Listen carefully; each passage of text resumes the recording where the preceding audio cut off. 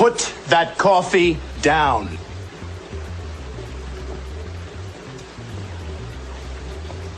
Coffee's for closers only.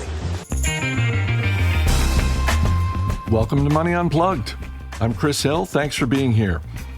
That opening clip you just heard is from the classic film Glengarry, Glen Ross. And if you've seen it, then you already know that's the only clip I could have used, because it's an amazing movie with one of the greatest casts ever assembled. And it is also rated R for language, not sex or violence, but just a lot of creative profanity. And the movie comes up in my conversation today with Tim Hanson. He is the President and Chief Investment Officer of Permanent Equity, an investment firm based in Columbia, Missouri. And Tim is one of the most curious people I know. And by that I mean, he's curious about the world. He's curious about how things work. Businesses, people, processes. He has a very inquisitive mind, and I think that has served him very well in life because, as you're about to hear, Tim is in that category of guests on this show who went to college to study one thing and ended up succeeding in a completely different career. So let's get into it with Tim Hanson.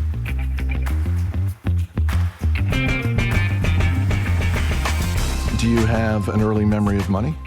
I remember my dad, and this is maybe where my interest in investing came from. I remember my dad being very interested in investing, and he used to go to 7-Eleven on, I guess it must have been Saturday mornings, to buy Barron's, and then he would open up the newspaper where you could see stuff like, back in the day, like they printed this closing price of the stock in the newspaper and with the price and how much it went up or down in fractions, right? Not even in percentages.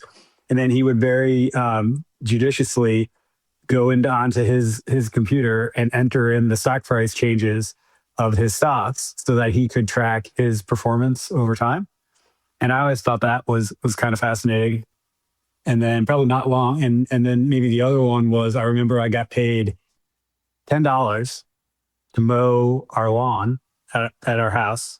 And I remember always thinking that wasn't enough for the amount of sweat and grime that I had to endure to do that. But I remember it used to take me 90 minutes, and I thought that was not fair. But I never said anything. I just took my $10 and put it in my drawer.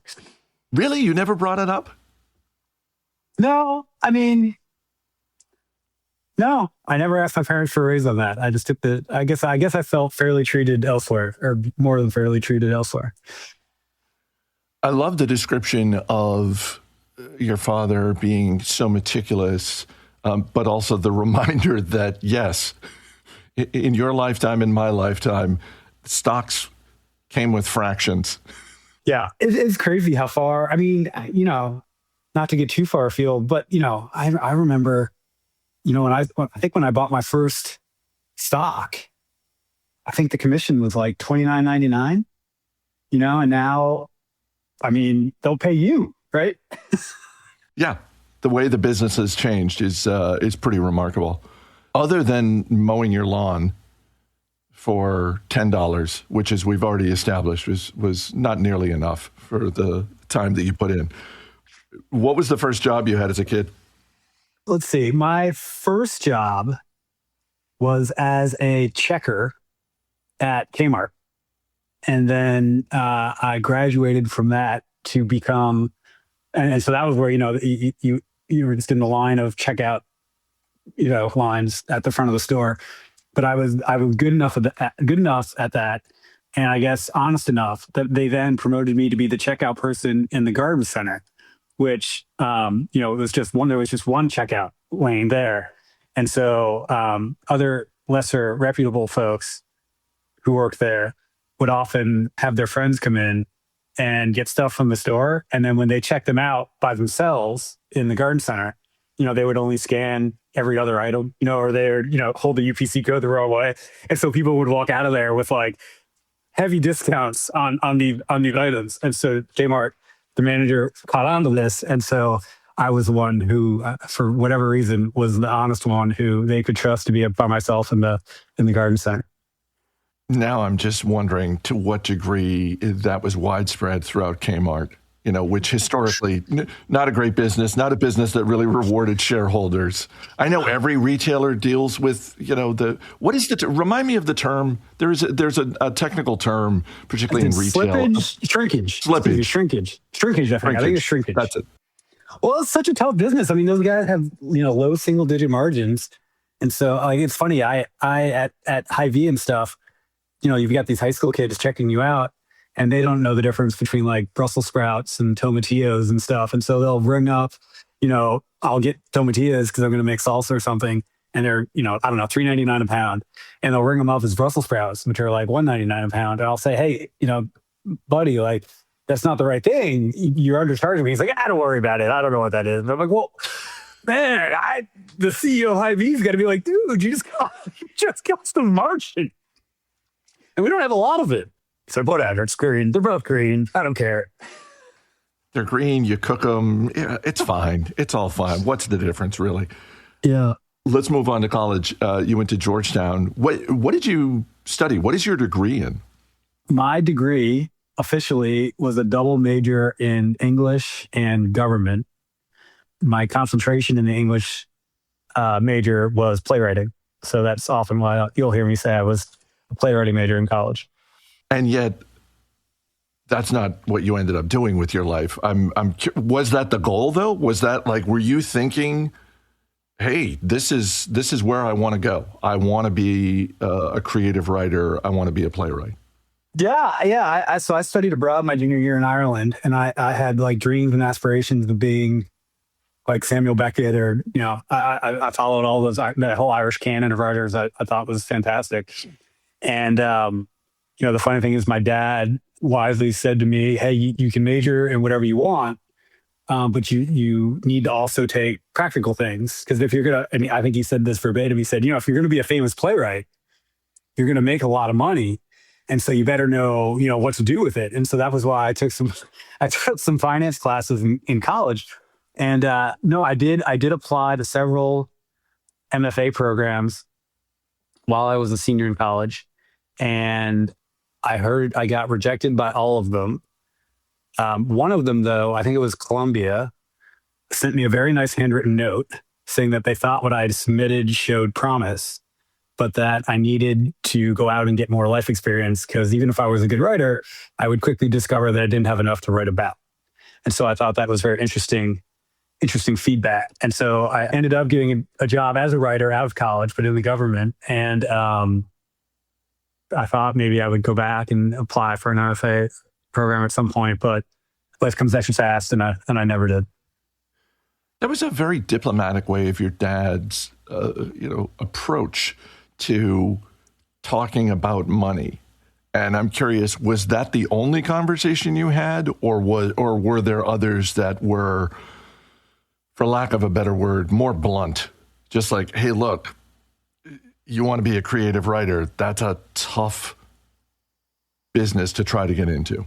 I mean, my dad made the point, the other one I remember, because he, obviously was in the practical sciences. He made the point to me that if you're going to go to graduate school, like the other thing he said to me was that you should never pay for graduate school.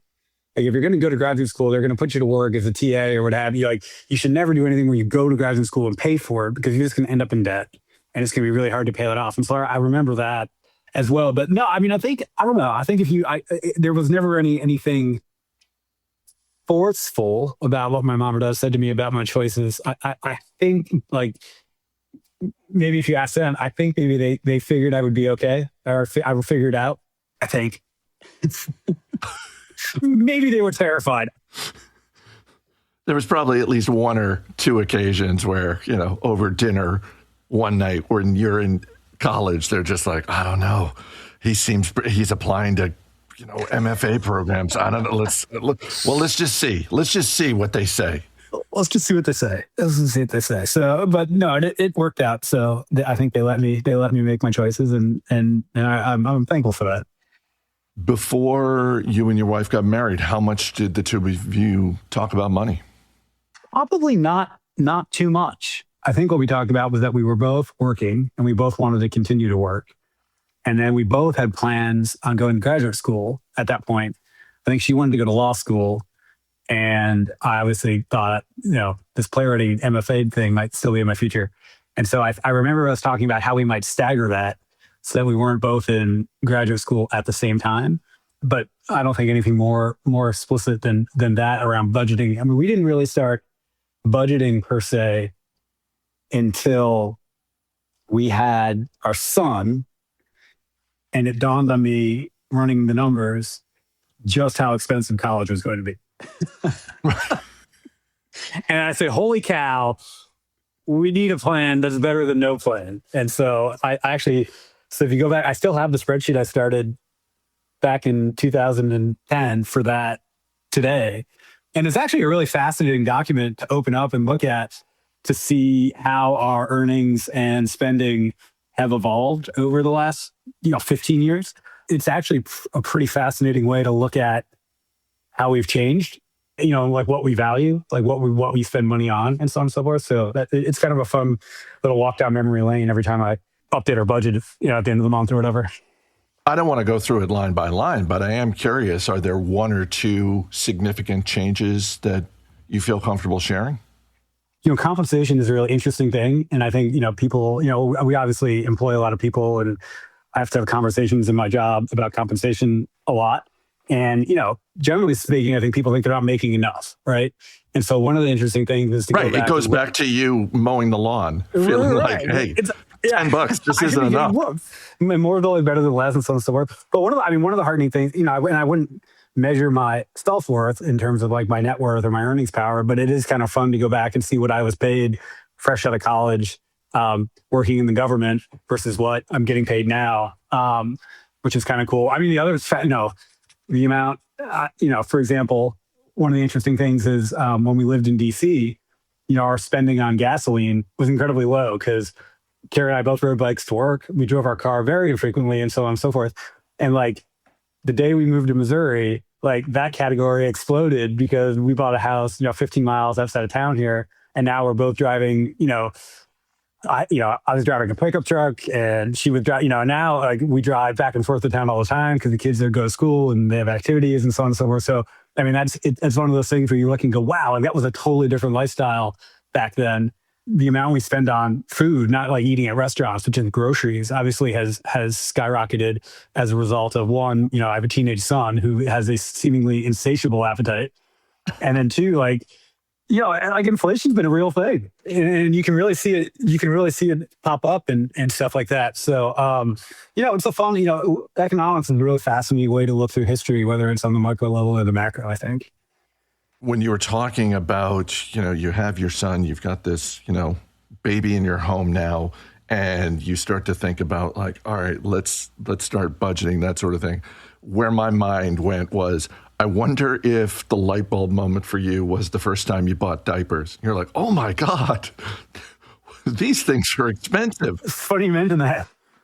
The first thing I did after buying diapers for the first time was drive to Costco and get a Costco membership because I said, this is not sustainable.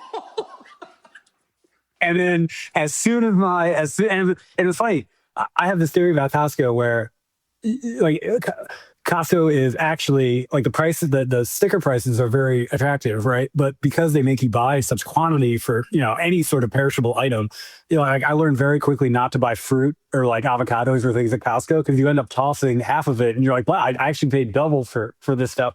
So I was very disciplined at Costco about only buying, non-perishable items and diapers. And then as soon as our daughter was out of diapers, like the first thing I did was drive to Costco and give up my membership. When did you start investing on your own? Because it's interesting to me, the experience you have with your dad when you're a kid, and I think for anyone who has any kind of formative experience learning about investing when they are, say, middle school age or younger, it is sort of this fascinating discovery of, well, there's this whole world and it's measured in numbers and there are company names attached to each one. And how does this work? So that's your first exposure to it. When does it start to become something that you are interested enough in to manage on your own? Because you and I know there are plenty of people who have successful careers and they have zero interest in investing and they're happy to outsource that? Yeah. So let's see. I think I would have bought my first stock by myself when I was a senior in college. And after the Kmart job, I ended up in high school and college in the summers working as a landscaper and made money that way. And so I'd accumulate, like I have savings from that. And one of my roommates in college was in the business school at Georgetown, and he was really interested in investing. And his dad, this is funny, his dad had subscribed for him and had sent to our house every day the Wall Street Journal. And so Jarrett would read the Wall Street Journal, and I saw it lying there, and I looked at it, and like the Wall Street Journal in the print edition, and they still have the articles today, but it's all online. But I think it was the fourth column. They did the A-head, which is like the funny, quirky article about something weird happening. And I saw that there was a funny headline on it one day, and I saw that, and so I started reading it. And so then I started reading, like when one thing led to another. Then when Jarrett was done with the Wall Street Journal every day, he would then leave it on my desk for me to read. And so I started reading the Wall Street Journal and got interested in that. And Jarrett and I were talking about stuff, and one of my finance professors in college was a guy named Mike Ryan, who was in his day job, I might get the title wrong, but he was sort of the personal CFO for the Rails brothers, who, owned and ran Danaher, which is a big industrial conglomerate, and they're based out of DC. And he was a great guy, and, told a lot of great stories about the benefits of getting started investing early, and some combination of the constellation of like my dad, Professor Ryan, Jarrett, and the Wall Street Journal. I was like, you know what? I'm going to open a brokerage account and I'm going to give this a shot. And I think I bought I think the first stock I bought a couple $100 worth of Whole Foods. And that actually ended up being a pretty material contributor to the down payment we eventually my wife and I eventually made on our house when we bought our first house, which is kind of cool. So no substitute for starting early. 100%. During COVID, I got my kids started. I mean, everybody was trading and stuff. And so I made this little one-page worksheet where they could fill out for what stocks they wanted to buy. And so they both got their Robinhood accounts, and their IRRs are pretty good. But it's been a good 5 years to be a heavy investor in large cap tech, which is what 7 and 5-year-olds typically gravitate towards. Yes, absolutely. Timing is important as well. When Microsoft bought, Minecraft, Ben went all in on Microsoft, and that has proven to be a very wise choice.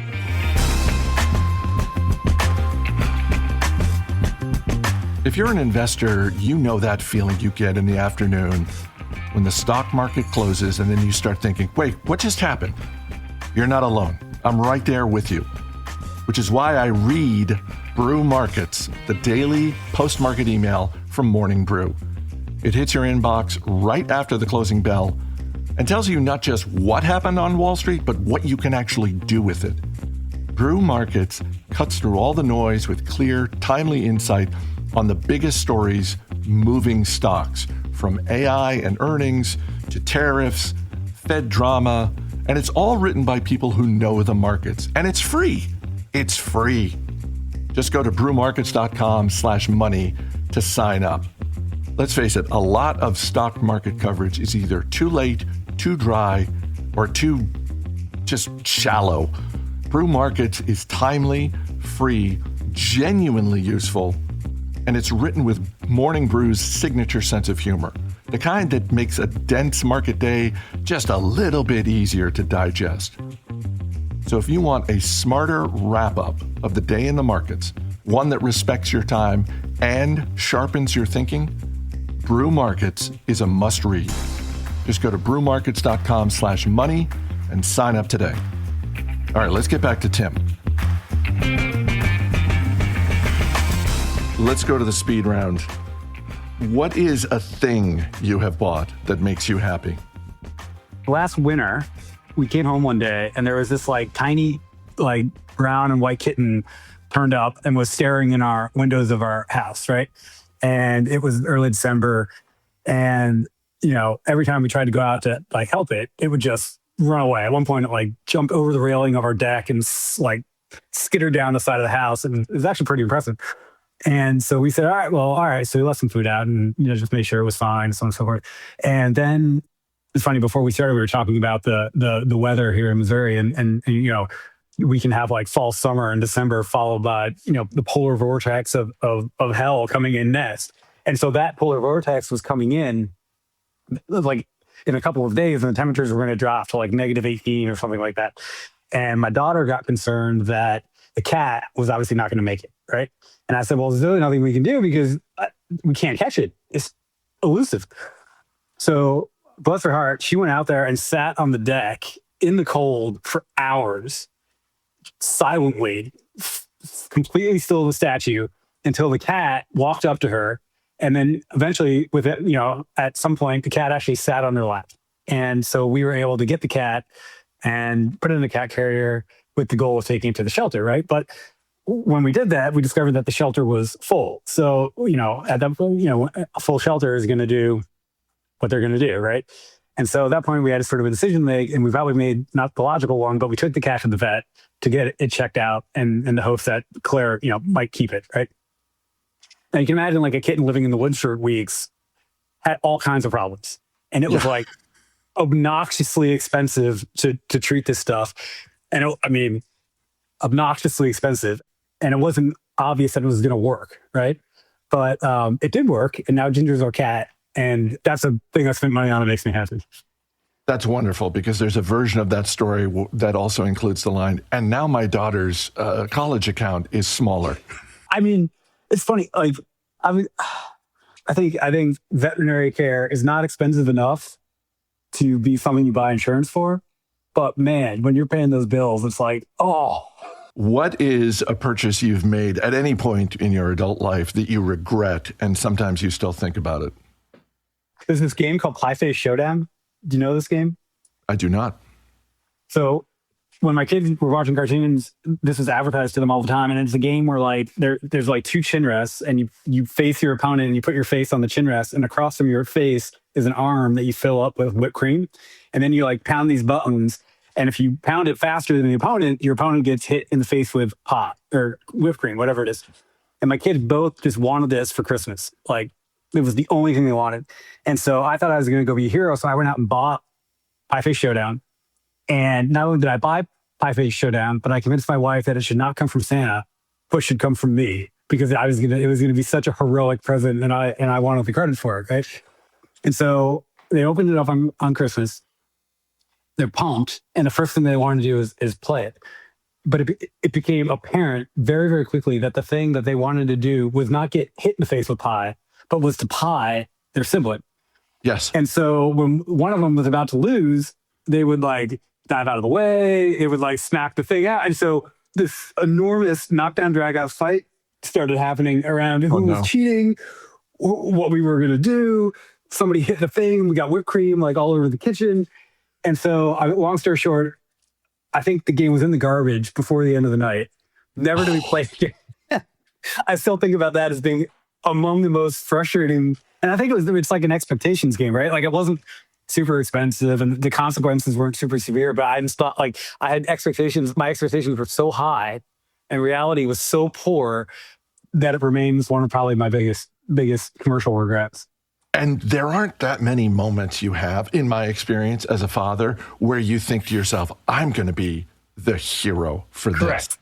this. Like, it's maybe every 3-4 years. It's like, oh no, this is going to be amazing. No, I think my batting average on those moments is 0, like literally 0. What is the last thing you splurged on just for yourself, not for anyone in your family, not for any friends, just for yourself? John Deere Gator. And with this, you do what? I drive around on dirt roads and do. So we bought. So I imagine we live outside of town here. So when we moved to Missouri, we decided we'd really move to Missouri. And so coming from DC is like, well, we're not going to get a row house. We're going to get something that you can't get in DC. And so we got a house out in the woods, and it has an old logging road on it. We've got a wildflower meadow, which I love, and it was like, there's a bunch of acres, so it was frustrating. Like so we have to do this like prescribed burn of the wildflower meadow every year, and it was super frustrating to like walk out there to do it and then realize I'd forgotten something. Or one year I ran out of water in the water backpack while the fire was still going. And so I was confronted with this dilemma of, do I leave the fire unattended and go back to the house to get more water? Or do I sit here like an idiot watching the fire with nothing, like where something bad were to happen, there's literally nothing I can do about it, right? It's like, a catch-22. So the Gator obviously solves things like that because it allows you to get back to the house very quickly. Plus it's fun as heck to drive. Let the kids drive it on the driveway and stuff like that. So it was funny. My daughter was the one who convinced me when I was like eyeing it. I wasn't sure I was going to like pull the trigger. And she was like, you should do it. And I was like, all right. That's all it took. Sometimes that is all it takes. It's just like, yeah, you're right. But you're right, 10-year-old girl. You're thinking about this correctly. What does she care? She doesn't have to have the conversation with your wife. I think when she came home and saw that, she was like, did you get a Gator? And I was like, I think she actually, if I remember correctly, I was like, I did. And she was like, good for you. And I was like, oh, thanks. Okay. All right. We're all on the same page here. Nice. What is one thing about money that you wish you knew earlier in life? I mentioned I landscaped, and I literally, when I got paid in cash, and I took that cash and I came home and I put it in a drawer, and then eventually took it down to the bank. And I think what I wish I had known back then, or what I wish, so I think, and the reason I did that was like, I thought the point of money was to like have it, and that every time you spent it, it meant like you were losing the game somehow. It's like, oh, I could have done that myself, and I would have, to keep my money. Instead, I gave it, I lost points when I spent it to have somebody else come do that for me. And so I think there was a psychological barrier to me doing stuff with money. And I think if you went back and asked people, like my parents, they'd probably say, yeah, he was like in college and stuff, like he was cheap. They would probably tell you, I don't think I was cheap. I was hyper judicious about what I was willing to do, about the thing that would cause me to part with money. I think what I realized, and a lot of this has been in my job, doing investing, is that like there really is nothing more fun than actually allocating capital to stuff. It's such a privilege because you can use money to create things that are worth way more than the money. And that's just, that's much more, that's way cooler and more rewarding than having the money. What is a charitable cause that you like to support? This is probably an area where I could do better. I mean, I like to support like there's some esports programs here in town that I like to support.